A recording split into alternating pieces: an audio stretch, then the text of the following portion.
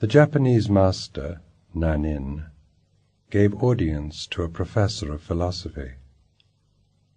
Serving tea, Nanin filled his visitor's cup and kept pouring. The professor watched the overflow until he could restrain himself no longer. "Stop! The cup is overfull. No more will go in." Nanin said, "Like this cup, you are full of your own opinions and speculations. How can I show you Zen unless you first empty your cup?"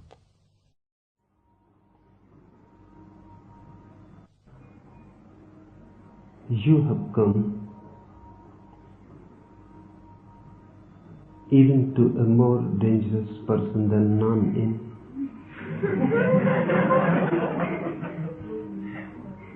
Because empty cup won't do. The cup has to be broken completely. Even empty, if you are there, then you are full. Even emptiness fills you. If you feel that you are empty, you are not empty at all. You are there. Only the name has changed. Now you call yourself emptiness. The cup won't do at all. It has to be broken completely. Only when you are not, the tea can be poured into you. Only when you are not, there is no need really to pour the tea into you. When you are not, the whole existence begins pouring. The whole existence becomes a shower from every dimension and every direction. When you are not, the divine is. The story is beautiful. It is bound to happen to a professor of philosophy. The story says a professor of philosophy came to Nanin.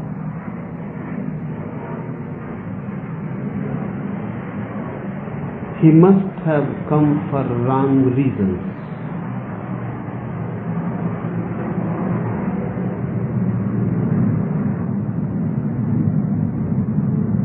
Because a professor of philosophy, as such, is always wrong.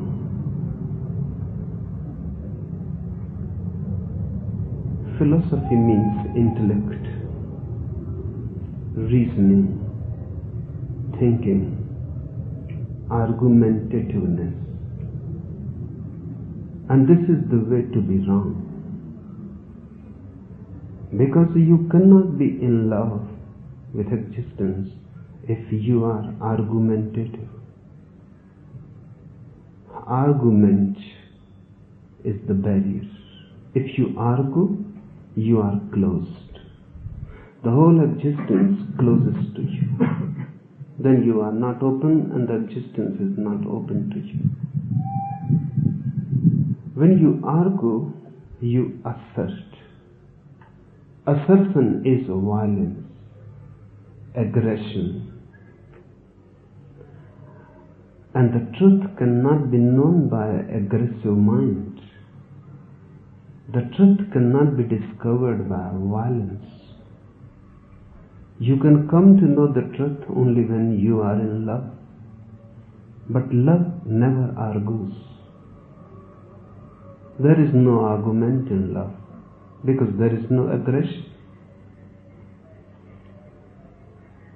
And remember, that man was not only a professor of philosophy, you are also the same. Every man carries his own philosophy. And every man in his own way is a professor because you profess your ideas. You believe in them. You have opinions, concepts. And because of opinions and concepts, your eyes are dull. They cannot see. Your mind is stupid. It cannot know. Ideas create stupidity. Because more the ideas are there, the more mind is burdened. And how a burdened mind can know? More the ideas are there, it is just like dust which has gathered on a mirror. How the mirror can mirror? How the mirror can reflect? Your intelligence is just covered by opinions, the dust. And everyone who is opinionated is bound to be stupid and dull. That's why professors of philosophy are almost always stupid. They know too much to know at all. They are too much burdened. They cannot fly in the sky. They can't have wings. And they are so much in the mind, they can't have roots in the earth. They are not grounded in the earth, and they are not free to fly into the sky. And remember, you all are the same. There may be differences of quantity, but every mind is qualitatively the same, because mind thinks, argues, collects and gathers knowledge and becomes dull. Only children are intelligent. And if you can retain your childhood continuously, if you reclaim your childhood, you will remain innocent and intelligent. If you gather dust, childhood is lost. Innocence is no more. The mind has become dull and stupid. Now you can have philosophies. More philosophy you have, more you are far away from the divine. A religious mind is a non-philosophical mind. A religious mind is an innocent, intelligent mind. The mirror is clear. The dust has not been gathered, and every day a continuous cleansing goes on. That's what I call meditation. This professor of philosophy came to Nanin. He must have come for wrong reasons. He must have come to receive some answers. Those people who are filled with questions are always in search of answers.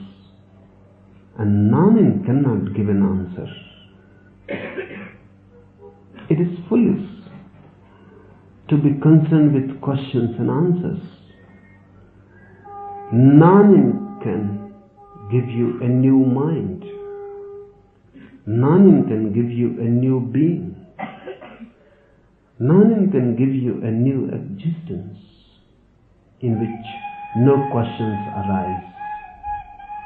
But Nanin is not interested to answer any particular question. He is not interested in giving you answers. Neither am I. You must have come with many questions. Bound to be so. Because mind gives birth to questions. Mind is a question creating mechanism. Feed anything into it, out comes a question, and many questions follow. give an answer to it, immediately it converts it into many questions.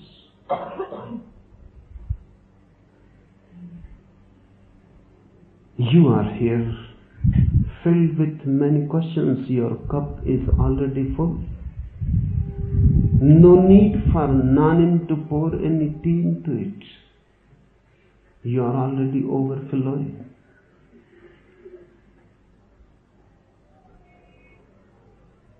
I can give you a new existence. That's why I have invited you here. I will not give you any answers. All questions, all answers are useless. Just a wastage of energy.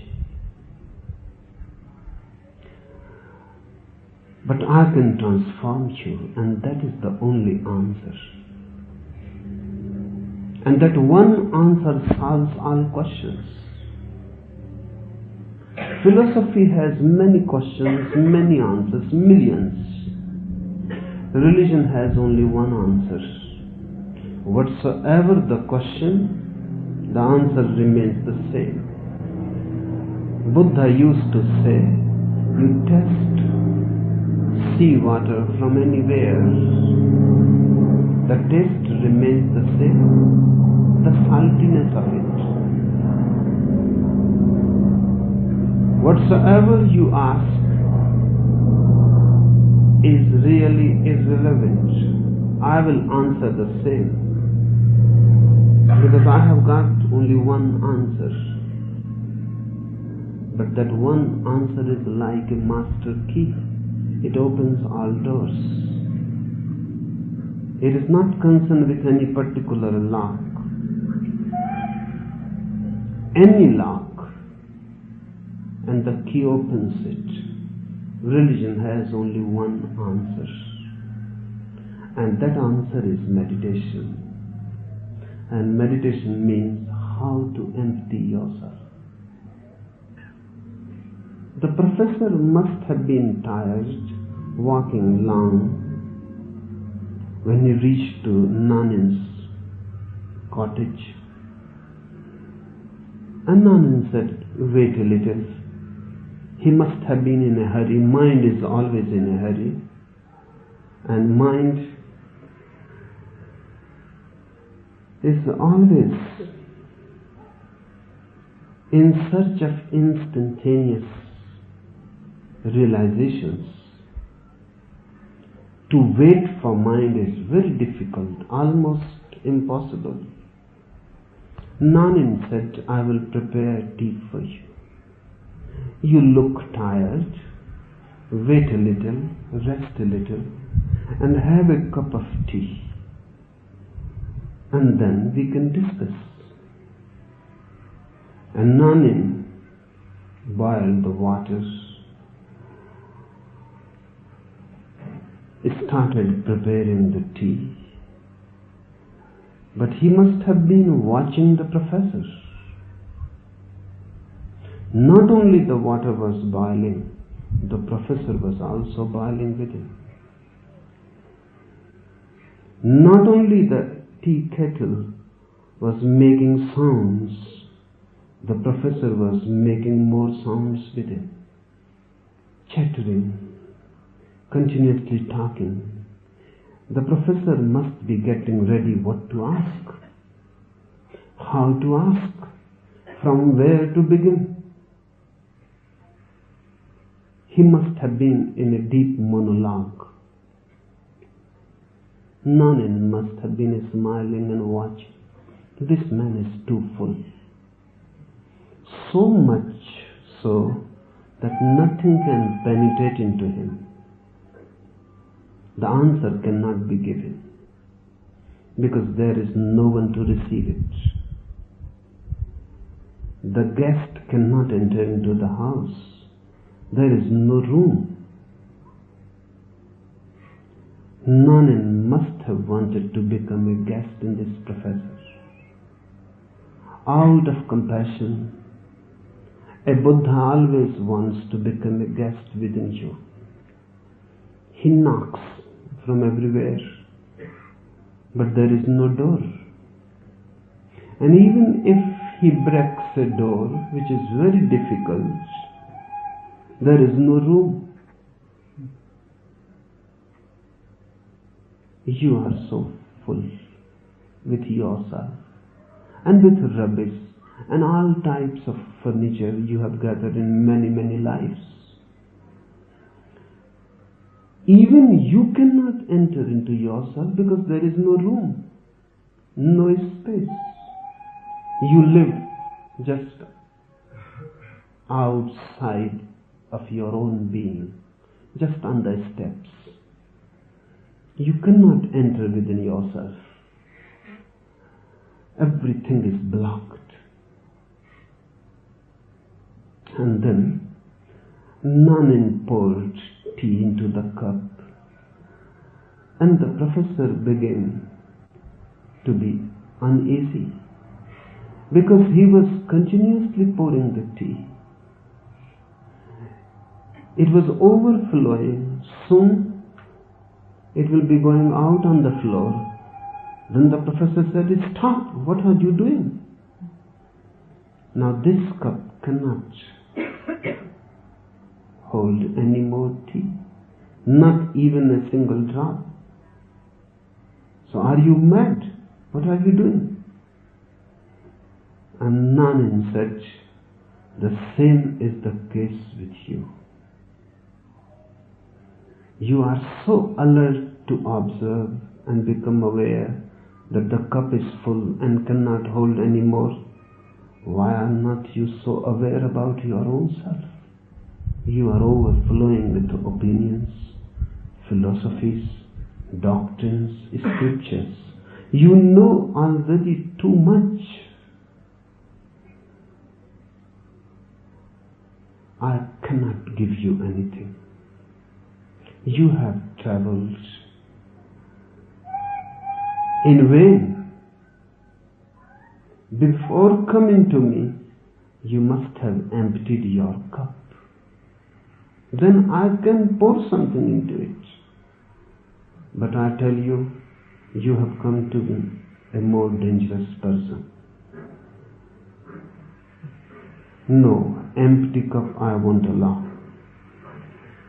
Because if the cup is there, you will fill it.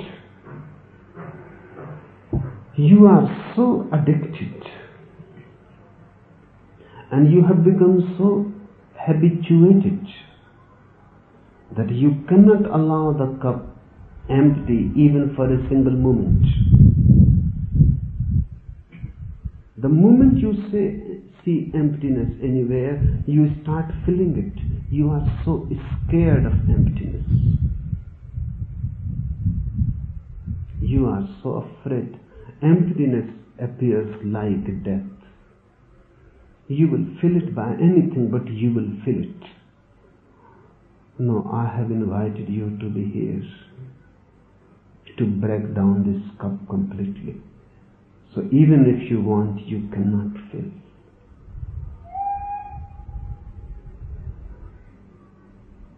Emptiness means there is no cup left. All the walls have disappeared. The bottom has fallen down. You have become an abyss. And then I can pour myself onto you. Much is possible if you allow. But to allow is arduous. Because to allow, you will have to surrender. Emptiness means surrender. Nanin was saying to that professor that bow down, surrender, empty your head, I am ready to pour. And that professor has not even asked the question.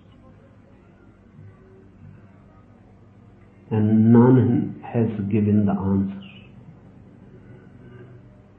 Because really there is no need to ask the question remains the same.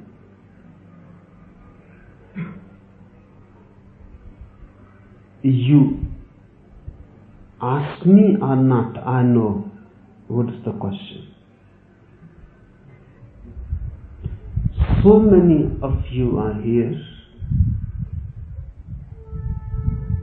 but I know the question because the deep down the question is one: the anxiety, the anguish, the meaninglessness, the futility of whole life,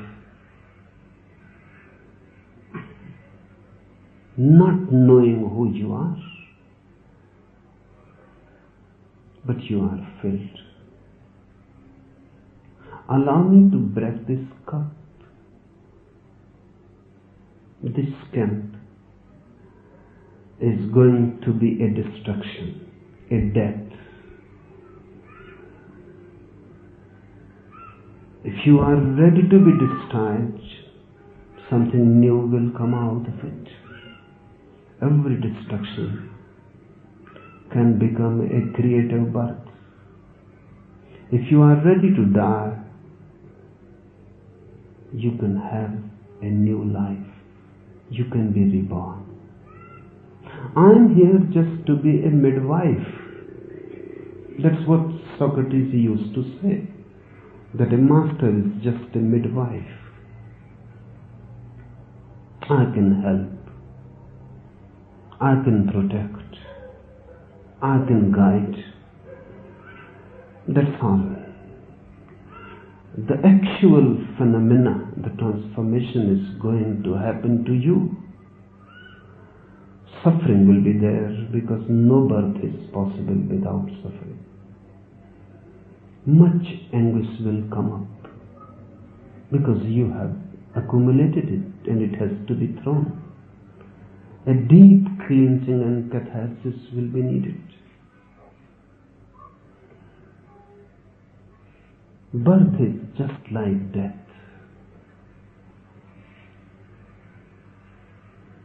But the suffering is worth taking. Out of the darkness of suffering, a new morning arises, a new sun arises. And the dawn is not very far when you feel darkness too much. When suffering is unbearable, bliss is very near. So don't try to escape from suffering. That is the point where you can miss. Don't try to avoid it. Pass through it. Don't try to find some way which goes roundabout. No, that won't do. Pass through it.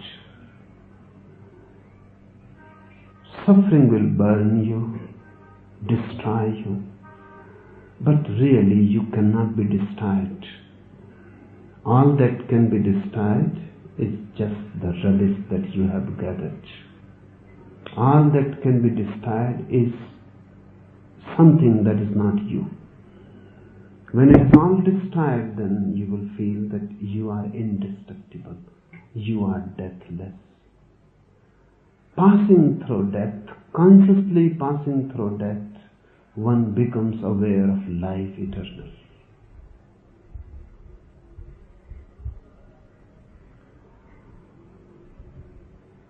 These few days you will be here with me. Many things are possible. But the first step to remember is pass through suffering. Many times I create suffering for you.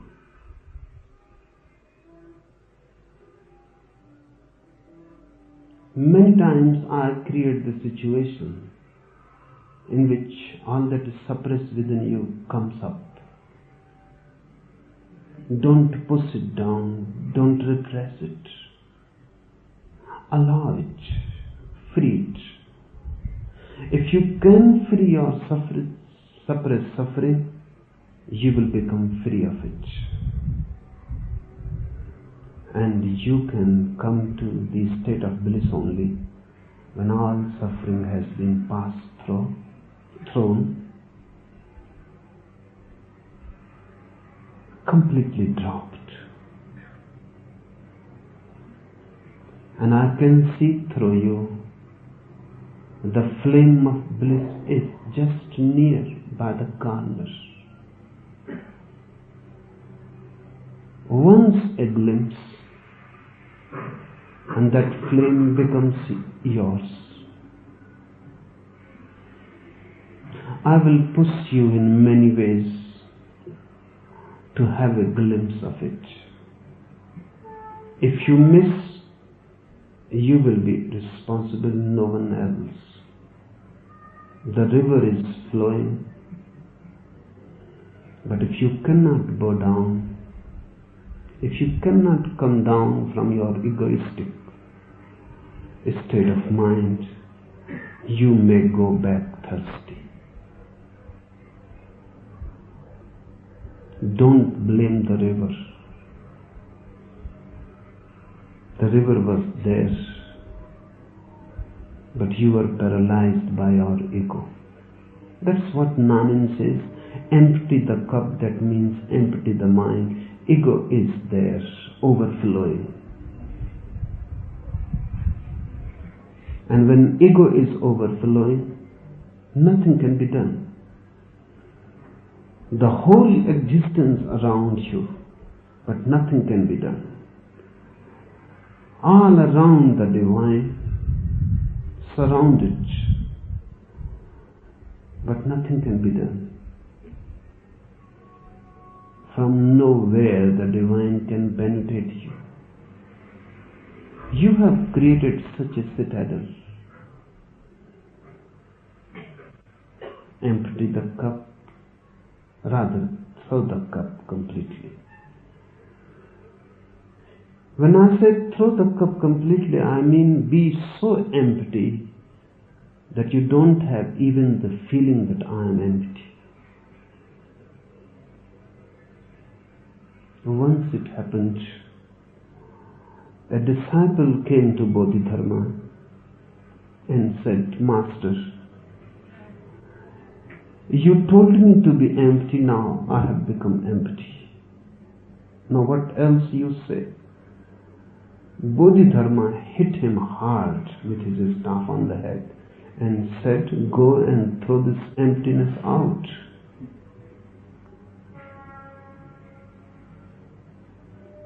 Because if you say I am empty, the I am is there and the I cannot be empty. So emptiness cannot be claimed. No one can say I am empty. And just like no one can say I am humble. If you say I am humble, you are not. Who claims this humility? Humbleness cannot be claimed. If you are humble, but you cannot say. Not only cannot say, you cannot feel that you are humble, because the very feeling will give birth to the ego again. Be empty, but don't think that you are empty. Otherwise, you have deceived yourself. You have brought many philosophies with you. Drop them. They have not helped you at all. They have not done anything for you. It is time enough, right time. Drop them. Wholesale, not in parts, not in fragments. For these few days you will be here with me. Just be without anything. I know it is difficult, but still I say it is possible. And once you know the knack of it, you will laugh of the whole absurdity of the mind that you were carrying so long. It is just like I have heard about a man who was traveling in a train for the first time, a villager. He was carrying his luggage on his head, thinking that putting it down will be too much for the train to carry. And I have paid only for my own self. I have purchased the ticket, but I have not paid for the luggage. So he was carrying the luggage on his head. The train is carrying him and his luggage. Whether he carries it on his head or puts it down makes no difference for the train. Your mind is an unnecessary luggage. It makes no difference to this existence that is carrying you. You are unnecessarily burdened. I said, drop it. The trees exist without the mind and exist more beautifully than any human being. The birds exist without the mind and exist in a more ecstatic state than any human being. Look at the children, which are still not civilized, which are still wild. They exist without the mind. And even a Jesus or a Buddha will feel jealous of their innocence. There is no need for this mind. The whole world is going on and on without it. Why you are carrying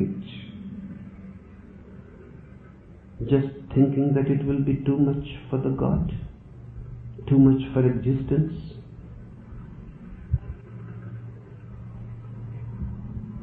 Once you can put it down, even for a single minute, your whole existence will be transformed. You will enter into a new dimension, the dimension of weightlessness.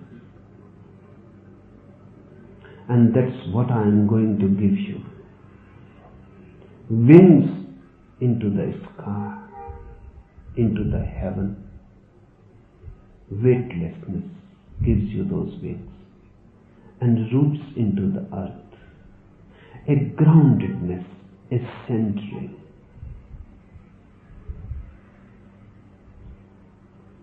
This earth and that heaven, both are two parts of the whole. In this life, your so-called ordinary life, you must be rooted,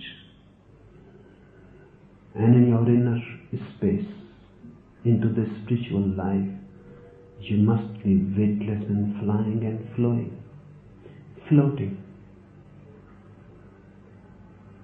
Roots and wings I can give to you if you allow, because I am only a midwife. I cannot force the child out of you, and a forced child will be ugly, and a forced child may die. Just allow me. The child is there. You are already pregnant. Everybody is pregnant with God. The child is there, and you have carried already too much. Long before the period of 9 months has passed, that may be the root cause of your anguish, that you are carrying something in the womb which needs birth, which needs to come out, which needs to be born. Think of a woman, a mother, carrying a child. After the 9th month, then it becomes more and more burdensome. And if the birth is not going to happen, the mother will die. because it will be too much to bear. That may be the reason why you are so much in anxiety, anguish, tension. Something needs to be born out of you. Something needs to be created out of your womb. I can help. This Samadhi Sadhana Sivir, this camp for inner ecstasy and enlightenment is going just to be a help for you, so that which you have carried like a seed up to now can come out of your soil and become a alive thing, a live plant. But the basic thing will be, if you want to be with me, you cannot be with your mind. Both cannot happen simultaneously. Whenever you are with your mind, you are not with me. Whenever the mind is not there, you are with me. And I can work only if you are with me. Empty the cup, throw the cup completely, destroy it.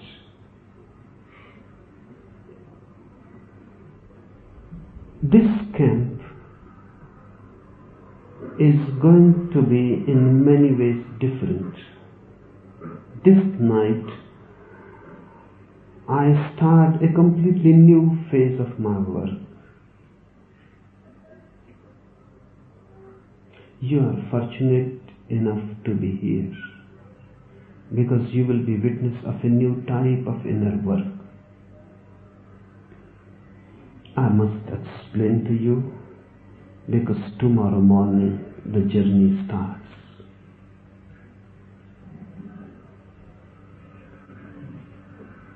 Three times you will be doing meditation: in the morning, the dynamic; in the afternoon, the kirtan; and in the night a new meditation has to be introduced: Sufi Dervish dancing.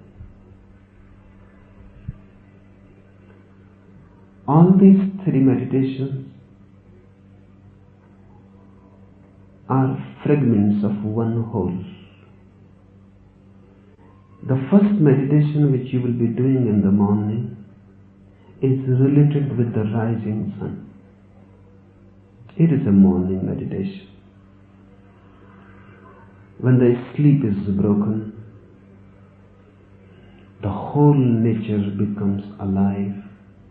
The night has gone. The darkness is no more. The sun is coming up. Everything becomes conscious and alert.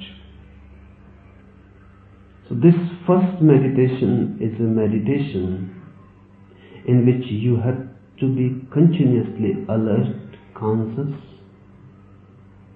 aware. Whatsoever you do, the first step breathing, the second step catharsis, the third step the mantra, Maha Mantra, who, but remain a witness. Don't get lost. It is easy to get lost. While you are breathing, you can forget. You can become so much one with breathing that you can forget the witness. But then you miss the point. Breathe as fast, as deep as possible. Bring your total energy to it, but still remain a witness. Observe it, what is happening, as if you are just a spectator, as if the whole thing is happening to somebody else, as if the whole thing is happening in the body and the consciousness is just centered and looking. This witnessing has to be carried in all the three steps. And when everything stops, and in the fourth step you have become completely inactive, frozen, then this alertness will come to its peak. In the afternoon meditation, kirtan, dancing, singing, another inner work has to be done. In the morning you have to be fully conscious. In the afternoon meditation you have to be half conscious, half unconscious. It is a noontide meditation. When you are alert but you feel sleepy. It is just like a man who is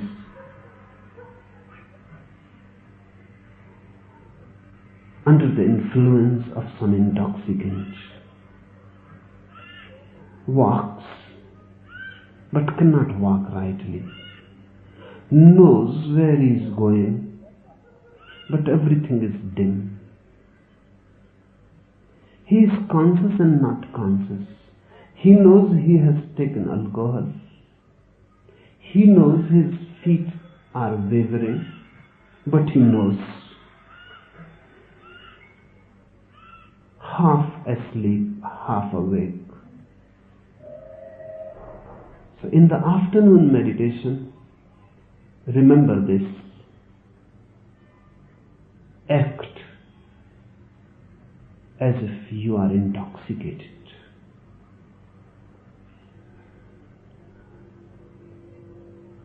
Drunk, ecstatic. Sometimes you will forget yourself completely like a drunkard. Sometimes you will remember. But don't try to be conscious just like the morning. No. Move with the day. Half in the noon. Then you are in tune with the nature. In the night, just the opposite than the morning. Be completely unconscious. Don't bother at all. The night has come, the sun has set. Now everything is moving into unconsciousness. Move into unconsciousness. This whirling, Sufi whirling, is one of the most ancient techniques. One of the most forceful. It is so deep that even a single experience can make you totally different. With open eyes, you have to will. Just like small children go on twirling. As if your inner being has become a center and your whole body has become like a wheel moving. The potter's wheel moving. In the center you are, but the whole body is moving. Start slowly, clockwise. If somebody feels it is very difficult to move clockwise, then anti-clockwise. But the rule is to move clockwise. If few people are leftists, left-handed, then they may feel it difficult. They can move anti-clockwise. And there are almost 10% of people who are left-handed. So if you feel that clockwise you feel uneasy, move anti-clockwise. But start with clockwise, then feel. With open eyes, you start moving. Music will be there, slow, just to help you. In the beginning, move very slowly, don't go fast. Very slowly, enjoy. And then by and by go faster. First 15 minutes go slowly. Second 15 minutes fast. Third 15 minutes more fast. Fourth 15 minutes just completely mad. Then bring your total energy, you become a whirlpool, an energy whirlpool. Last completely in it, no witnessing, no effort to observe. Don't try to see, be the whirlpool. Be the whirling. 1 hour. In the beginning, you may not be able to stand so long. But remember one thing, don't stop by yourself. Don't stop the whirling. If you feel it is impossible, the body will fall down automatically, but you don't stop. If you fall down in the middle of the hour, there is no problem. The process is complete. But don't play tricks with yourself. Don't deceive. Don't think that now I am tired, it is better to stop. No. Don't make it a decision on your part. If you are tired, how can you go on? You will fall automatically. So don't stop yourself. Let the willing itself come to a point where you fall down. When you fall down on your stomach. And it will be good if your stomach is in direct touch with the earth. Now close the eyes. Lie down on the earth as if lying down on the breast of your mother, a small child lying down on the breast of the mother. Become completely unconscious. And this whirling will help. Whirling gives intoxication to the body. It is a chemical thing. Exactly, it gives you intoxication. That's why sometimes you may feel giddy, just like a drunkard. What is happening to the drunkard? Hidden behind your ears is a sixth sense, the sense of balance. When you take any drink, any alcoholic thing, any intoxicant drug, it goes directly to the seat of balance in the ear and disturbs it. That's why a drunkard cannot walk, feels dizzy. The same happens in whirling.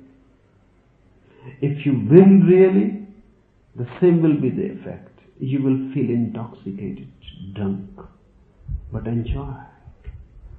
This drunk is worth. This being in a drunk state is what Sufis have been calling ecstasy, masti. In the beginning you may feel giddy. In the beginning sometimes you may feel nausea. But within 2-3 days these feelings will disappear. And by the 4th day you will feel a new energy in you that you have never known before. Then giddiness will disappear. Just a smooth feeling of drunkenness will be there. So don't try to be alert what is happening. Let it happen and become one with the happening. In the morning, alert. In the afternoon, half alert, half non-alert. In the night, completely unalert. The circle is complete. And then fall down on the ground, on your stomach. If somebody feels any sort of pain in the navel center, lying down on the ground, then he can turn on the back, otherwise not. If you feel something very deep, painful sensation in the stomach, then turn on your back, otherwise not. The navel in contact with the earth will give you such a blissful feeling, just the same as once you had but you have forgotten when you were a child lying down on your mother's breast, completely unaware of any worry, any anxiety. So one with the mother. Your heart beating with her heart. Your breath in tune with her breath. The same will happen with the earth, because earth is the mother. That's why Hindus have been calling earth the mother and sky the father. Be rooted in it. Feel a merger as if you have dissolved. The body has become one with the earth. The form is no more there.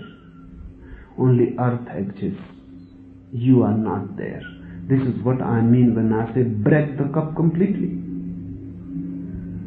Forget that you are, the earth is, and dissolve in it. 1 hour whirling, the music will continue. Many will fall before the hour. But everybody has to fall by the time the music stops. So if you feel that you are still not in the state of falling, then go faster and faster. After 45 minutes, you go completely mad. So by the time the hour is complete, you have fallen. And the feeling of falling is beautiful. So don't manipulate it. Fall. And when you have fallen, then turn on your stomach. Be merged. Close your eyes. This merger has to be there for 1 hour. So the night meditation will be of 2 hours, from 7 to 9. Don't eat anything before it. At 9, the suggestion will be given that come out of this deep drunkenness, this ecstasy. Even out of it, you may not be able to walk rightly, but don't be disturbed. Enjoy it. Then take your food and go to sleep.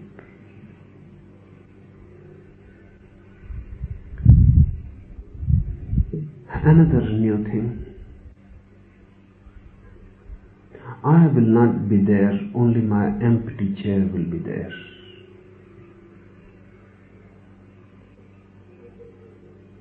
But don't miss me, because in a sense I will be there. And in a sense always there has been an empty chair before you. Right now the chair is empty, because there is no one sitting in it. I am talking to you, but there is no one who is talking to you. Difficult to understand.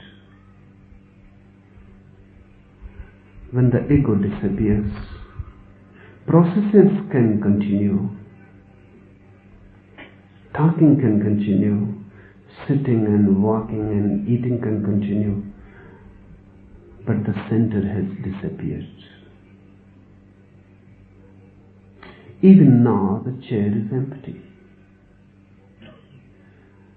But I was always with you up to now in all the camps, because you were not ready.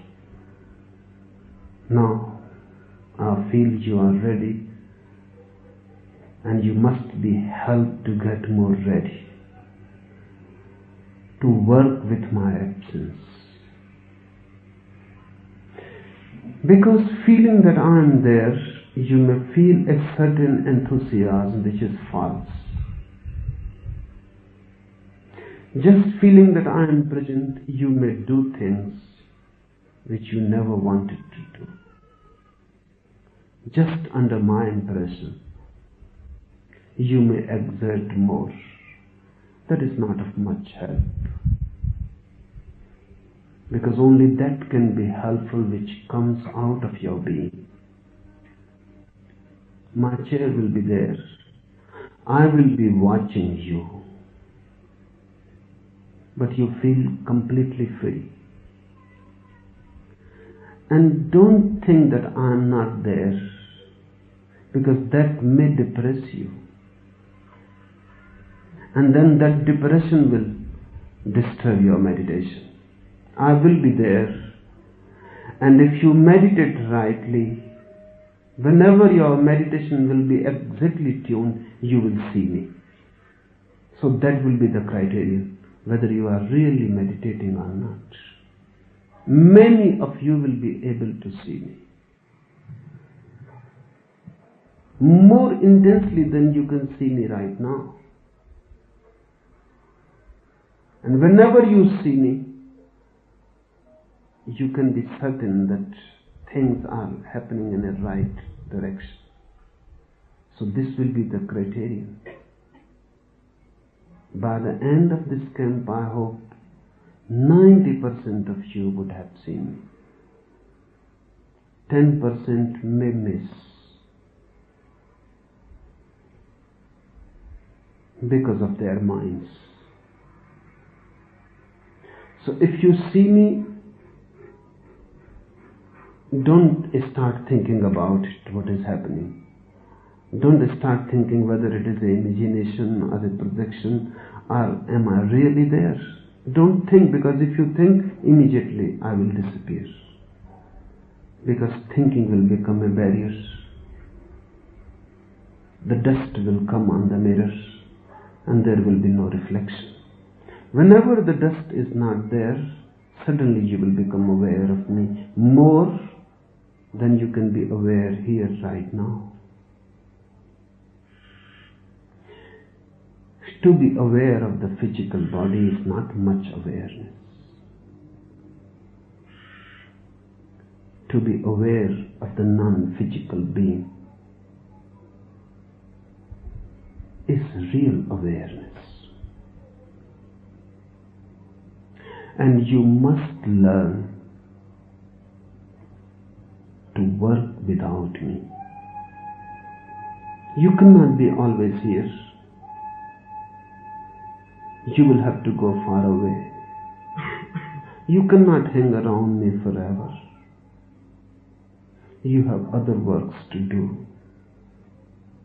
From different countries all over the world you have come. You will have to go. Few days you will be here with me. But if you become addicted to my physical presence, then rather being a help, it may become a disturbance, because then when you go away, you miss me.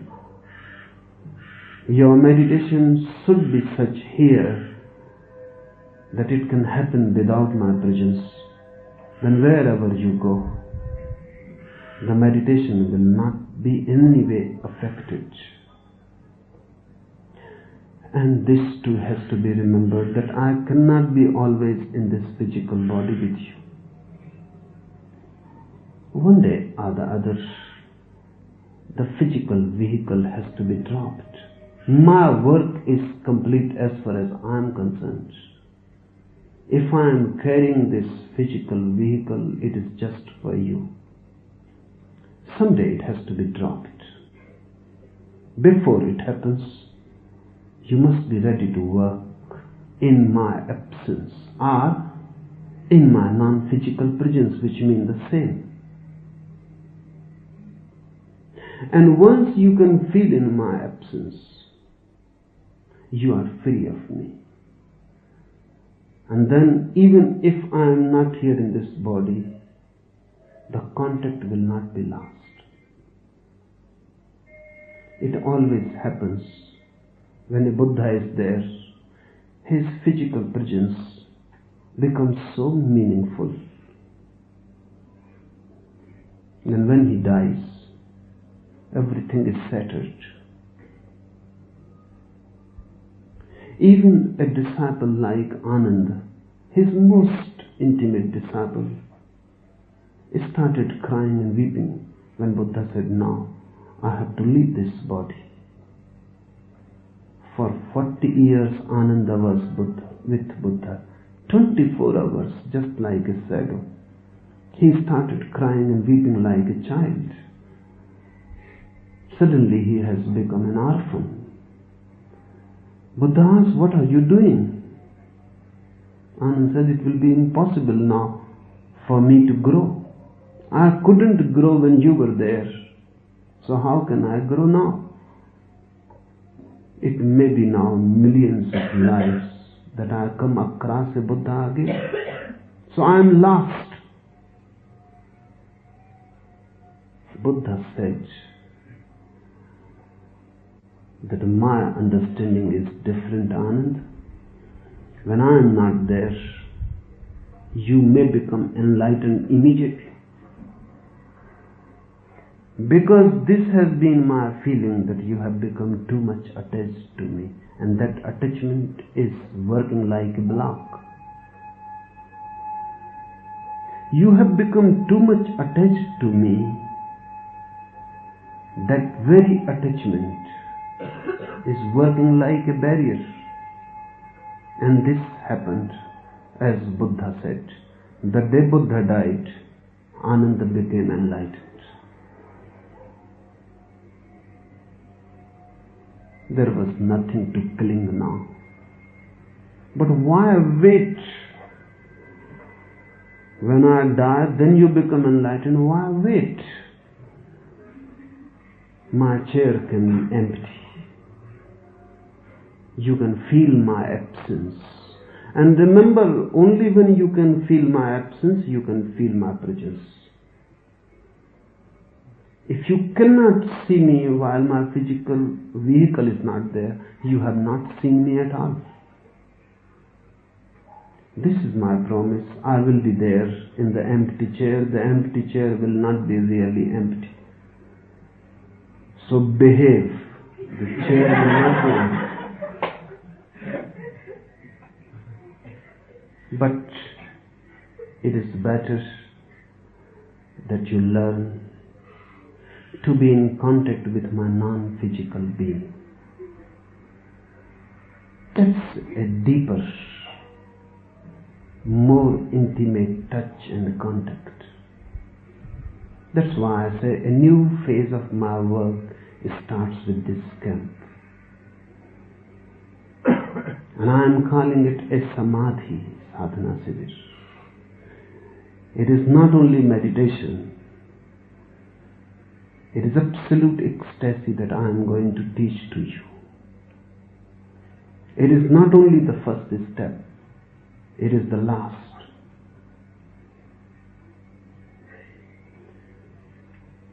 Only no mind on your part is needed. And everything is ready. Just be alert not to think much. The remaining time between these three meditations, remain more and more silent. Don't talk. If you want to do something, laugh, dance, do something intense and physical, but not mental. Go for a long walk. Do jogging in the ground. Jump under the sun. Lie down on the earth. Look at the sky. Enjoy. But don't allow the mind to function much. Laugh, cry, weep, but don't think.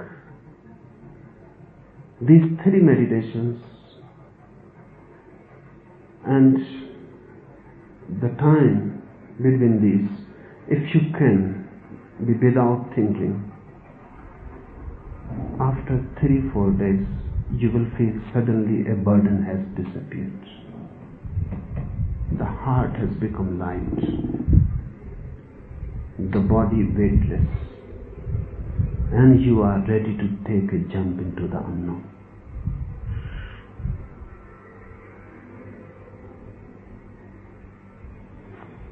Anything? The last part of what you said to us is very beautiful and blissful. But the first part is very frightening. Breaking the cup, suffering, falling down on the ground, you not being there. Then our minds come in and we play tricks with our bodies.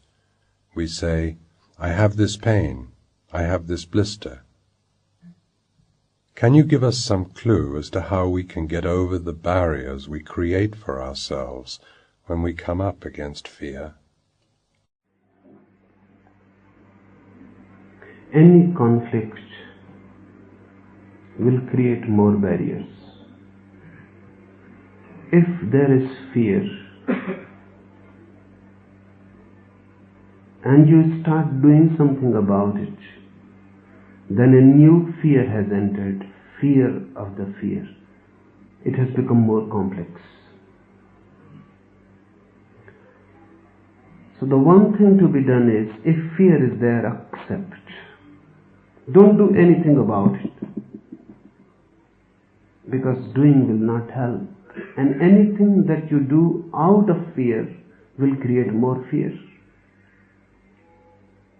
Anything that you do out of confusion will add more to confusion. So the only thing that can be done, don't do anything. If fear is there, note it down that fear is there and accept it. What you can do? Nothing can be done. Fear is there. See, if you can just note down the fact that fear is there, where is the fear then? You have accepted it. It has dissolved. Acceptance dissolves.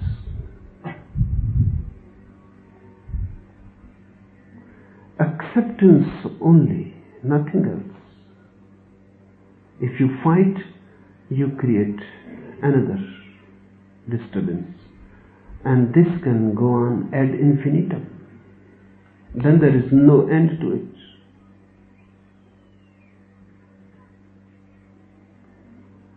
People come to me and they say that we are very afraid.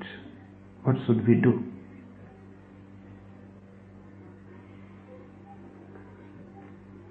If I give them something to do, they will do with the being which is full of fear. So action will come out of their fear. And the action that comes out of fear cannot be anything else than fear. I have heard that Adolf Hitler was suffering from deep depression, melancholy. And psychologists were saying that it is due to some hidden inferiority complex. So all the Aryan psychologists were called. They tried. They couldn't help. Nothing came out of their analysis. So they suggested that a Jewish psychoanalyst should be called. Hitler was not ready in the beginning to call a Jew. But seeing no way out of it, he had to yield. A great Jew psychoanalyst was called. He analyzed, penetrated deep into Hitler's mind, dreams, and then he suggested that nothing much is a problem. You simply repeat one thing continuously, that I am important, I am significant, I am indispensable. Let it be the mantra. Night, day, whenever you remember, repeat, I am important, I am significant, I am indispensable.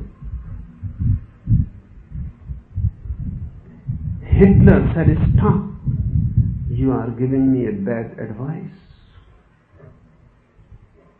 The psychoanalyst couldn't understand. He said, what do you mean? Why? You call this a bad advice? Hitler said, because whatsoever I say, I am such a liar, I cannot believe it. I am such a liar. So whatsoever I say, I cannot believe it. If you say, repeat, I am indispensable, I know that this is a lie. I am saying, I am a liar. Out of lies, if you repeat something, it will become a lie. Out of fear, if you do something, it will become again a fear. Out of hate, if you try to love, that love will be just a hidden hate. It cannot be anything else. You are full of hate, go to the preachers and they will say, try to love. They are talking nonsense. Because a person who is full of hate, how can he try to love? If he tries to love, this love will come out of hatred. It will be poisoned already. Poisoned from the very source. And this is what is the misery of all preachers. Gandhi says to people who are violent, try to be non-violent. Then their non-violence comes out of violence. So their non-violence is just a facet. Just a face to sow. Deep down, they are boiling with violence.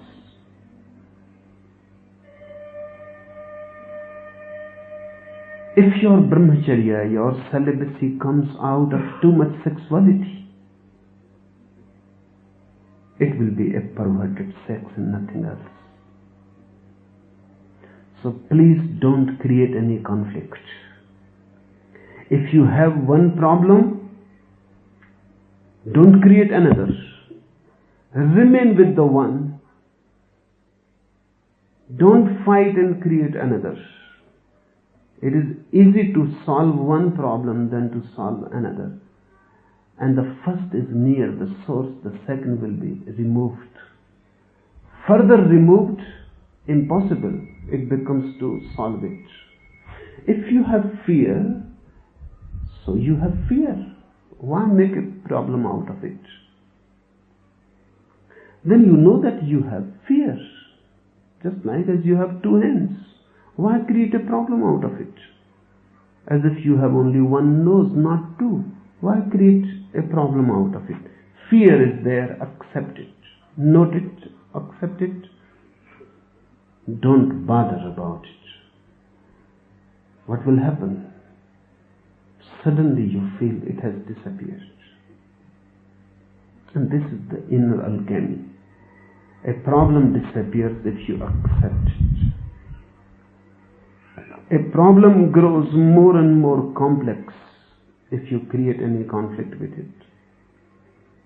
Yes, suffering is there, suddenly fear comes. Accept it. It is there, and nothing can be done about it. And when I say nothing can be done about it, don't think that I am talking pessimism to you. When I say nothing can be done about it, I am giving you the key to solve it.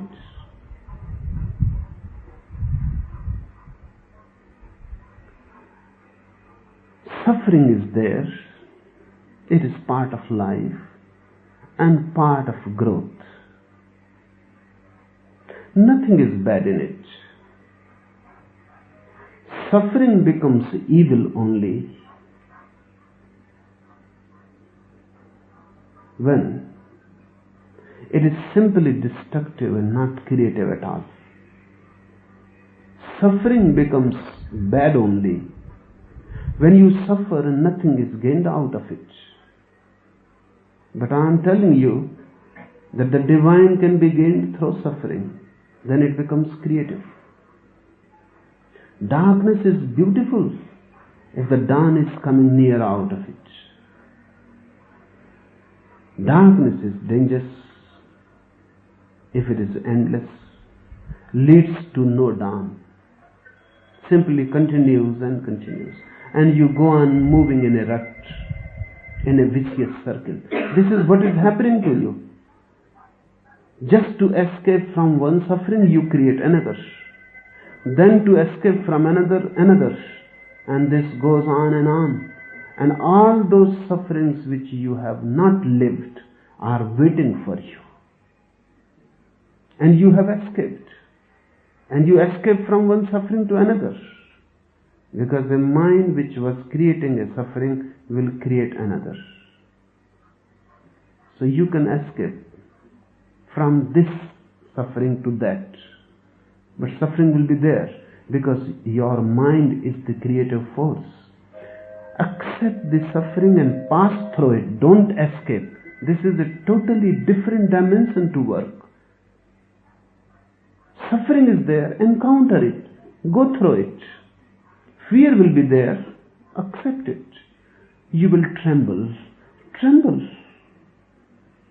Why create a facade that you don't tremble, that you are not afraid? If you are a coward, accept it. Everyone is a coward. People you call brave are just facades. Deep down they are as coward as anyone else. Rather more cowards. Just to hide that cowardness, they have created a bravery around them. And sometimes they act in such a way so that everyone knows they are not cowards. Their bravery is just a screen. How can men be brave? Because death is there. How can men be brave? Because man is just a leaf in the winds. How the leaf can help not to tremble? When the wind blows, the leaf will tremble. But you never say to the leaf that you are a coward. You only say that the leaf is alive. So when you tremble and fear takes grip of you, you are a leaf in the wind. Beautiful. Why create a problem out of it? But the society has created problems out of everything. If a child is afraid in the dark, we say, don't be afraid, be brave. Why? The child is innocent and naturally feels fear in the dark. You force, be brave. So he also forces. Then he becomes tense. Then he passes the darkness, but not tense. Now his whole being ready to tremble, and he is suppressing it. This suppressed trembling will follow now the whole life.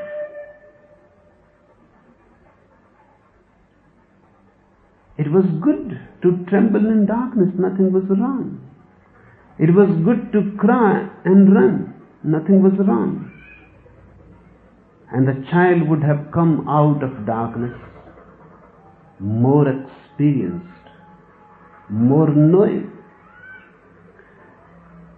And he must have realized, if he passed through darkness, trembling and crying and weeping, that there was nothing to fear. Suppressed, you never experience a thing in its totality. You never gain anything out of it. Wisdom comes through suffering, and wisdom comes through acceptance. Whatsoever the case, be at ease with it. And don't look to the society and the condemnation. Nobody is to judge you here. And nobody can pretend to be a judge. Don't judge others. And don't be perturbed and disturbed by others' judgment. You are alone. And you are unique. Never you were before, never you will be again. You are beautiful. Accept And whatsoever happens, allow it to happen and pass through it. Soon, suffering will be a learning. Then it has become creative. Fear will give you fearlessness. Out of anger will compassion. Out of the understanding of hate, love will be born to you. But not as a conflict, but as a passing through with alert awareness. Accept and pass through it. And if you make it a point to pass through every experience, then there will be the death, the most intense experience. Life is nothing before it, because life cannot be so intense as death, because life is spread out on a long space, 70 years, 100 years. Death is intense because it is not spread out. It is in a single moment. Life has to pass 100 years or 70 years. It cannot be so intense. Death comes in a single moment. Death comes whole, not fragmentary. It will be so intense, you cannot know anything more intense.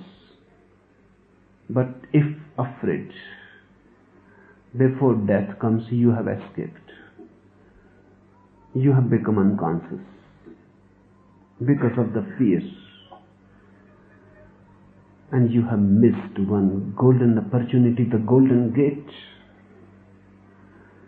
If the whole life you have been accepting things, when death comes, patiently, passively, you will accept and enter into it without any effort to escape. If you can enter death passively, silently, without any effort, death disappears. Krishna, Christ, Buddha, Mahavir, when they say, you are deathless, they are not talking about a doctrine. They are talking about their own experience. And this can happen in this camp here also, because samadhi is death. Dhyan is death. Meditation is death. Many times there will be moments when you will feel suddenly you are dying. Don't escape. Allow it to happen. If you allow it to happen, death has gone. Death is no more there. And the inner flame, beginningless, endless, has come into being. It has always been there.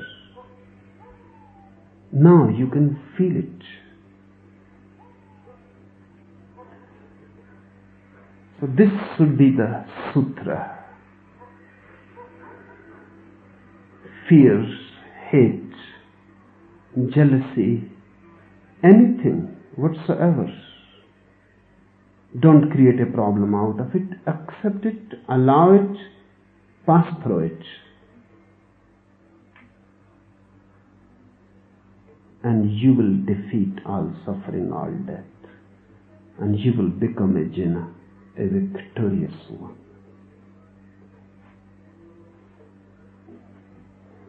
Anything more? When you talk about our having to suffer, you tell us to be joyful at the same time. Trying to compromise these two things seems difficult. When I say suffer joyfully, it looks paradoxical. And then your mind starts thinking how to compromise both, because to you they are contradictory. They are not. They only appear contradictory. you can enjoy suffering.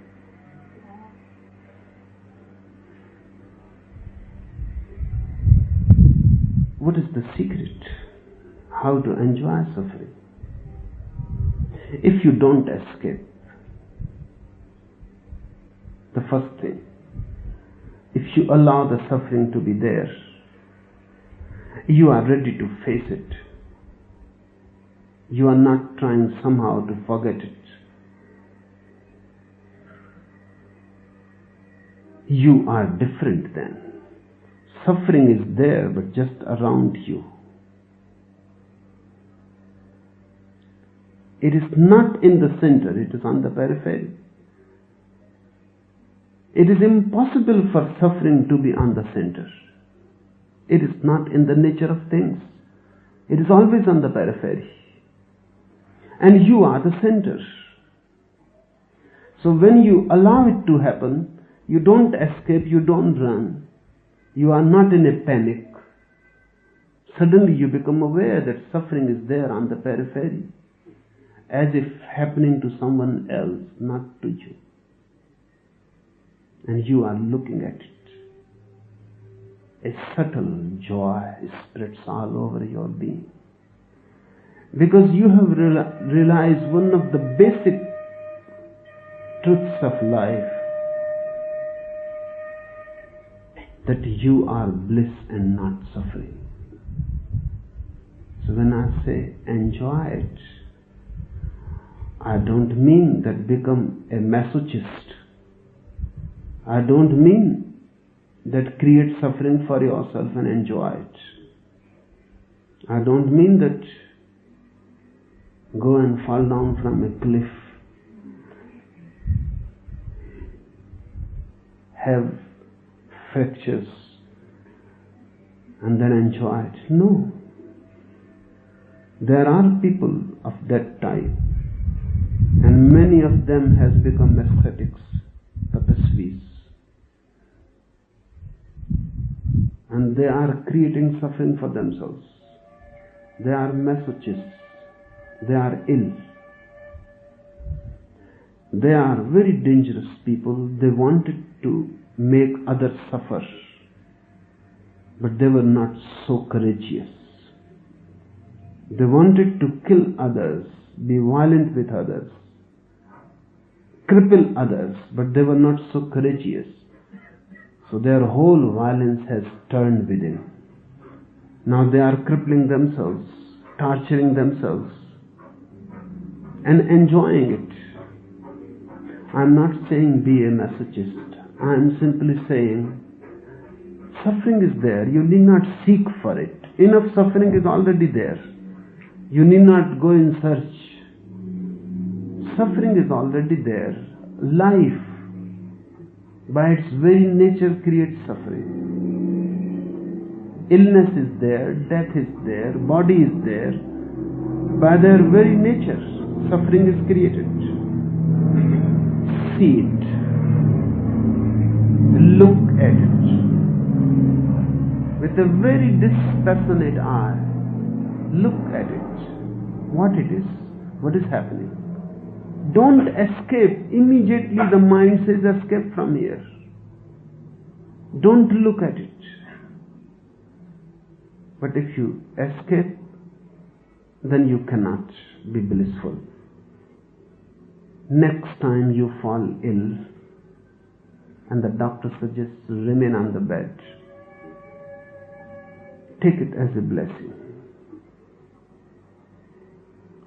Close your eyes and rest on the bed and just look at the illness. Watch it, what it is. Don't try to analyze it. Don't go into theories. Just watch it, what it is. The whole body tired, feverish. Watch it. Suddenly you will feel surrounded by a fever. There is a very cool point within you. The fever cannot touch it, cannot influence it. The whole body may be burning, but that cool point cannot be touched. I have heard about one Zen nun. She died. But before she died, she asked her disciples that, what do you suggest? How should I die?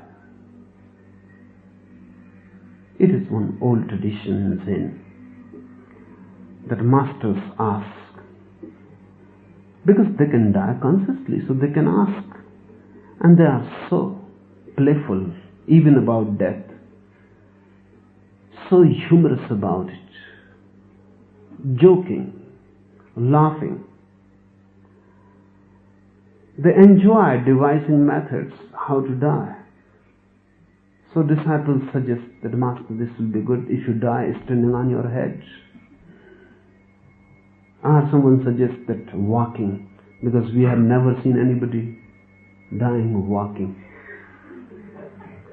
So this Zen nun asked, what do you suggest? So they said, it will be good that we will prepare the fire, you sit in it and die meditating.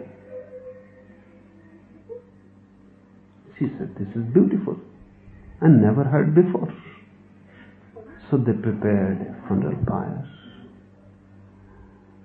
The nun made herself comfortable in it, sat in a Buddha posture, and then they put fire. Flames started. One man from the crowd asked, how it feels there? It is so hot that I cannot even come nearer to ask you. That's why I am shouting. How it feels there? The nun laughed and said, only a fool can ask such a question. How it feels there?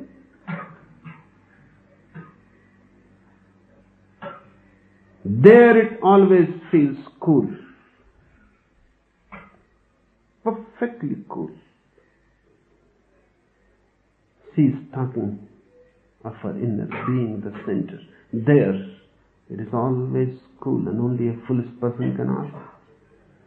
Why she says that only a foolish person can ask it? It is obvious, because a person who is ready to sit in the fire, meditating, and then the fire is burnt, and she is sitting silently, obviously it shows that this person must have achieved the innermost cool point which cannot be disturbed by any fire. Otherwise it is not possible. So when you are lying on your bed, feverish, in fire, the whole body burning, just watch it. Watching, you will recede back towards the source. Watching, you will gain a balance, a rhythm. Watching, not doing anything, what can you do? The fever is there. You have to pass through it. It is no use unnecessarily fighting with it. You are resting. If you fight with the fever, you will become more feverish, that's all. So watch it. Watching fever, you become cool. Watching more, you become cooler. Just watching, you reach to a peak. Such a cool peak, even the Himalayas will feel jealous. Even their peaks are not so cool. And this is the Gauri Shankar, the Everest within. And when you feel that the fever has disappeared, it has been never there really, only in the body, very, very far away. Exists between you and your body. Infinite space, I say. Unbridgeable gap exists between you and your body. and all suffering exists on the periphery.